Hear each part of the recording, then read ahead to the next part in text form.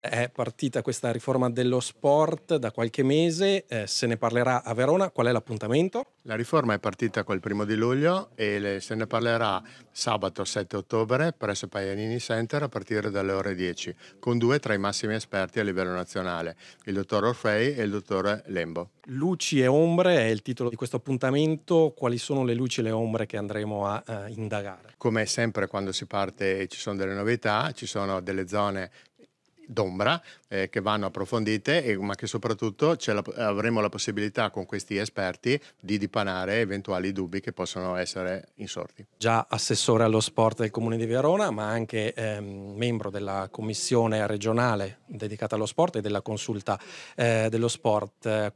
Perché è importante parlare di questo tema? Beh, è importantissimo perché intanto è il primo appuntamento che si crea di confronto, di dibattito così significativo nella nostra città, Verona perché è ovviamente una delle città più importanti a livello nazionale in termini di movimento sportivo ed è insomma a livello anche veneto la prima in assoluto, per cui credo che sia importante in questa sede, in questo luogo avviare un confronto per capire come questa riforma dello sport viene percepita, vista, la sua applicazione in termini ovviamente pratici e raccogliere dal mondo sportivo, con questo approfondimento e con questo confronto, anche delle osservazioni, anche delle proposte che possiamo noi poi trasferire nelle sedi istituzionali anche per eventualmente dare dei correttivi, cioè, insomma, cercare in qualche maniera di rendere la riforma dello sport la più, diciamo così, accolta e ben vista da chi poi deve applicarla e soprattutto chi deve lavorare nel mondo dello sport tutti i giorni.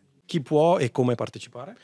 Possono partecipare tutte le associazioni sportive dilettantistiche, i loro presidenti, ma soprattutto i loro responsabili per ciò che riguarda la parte finanziaria e economica, per cui sia commercialisti, ragionieri o le persone che in qualche maniera tengono la loro contabilità. Informazioni e iscrizioni presso i canali social USACLI di Verona, l'ingresso come dicevamo prima è totalmente gratuito fino al riempimento della sala del Paganini Center in via San Marco.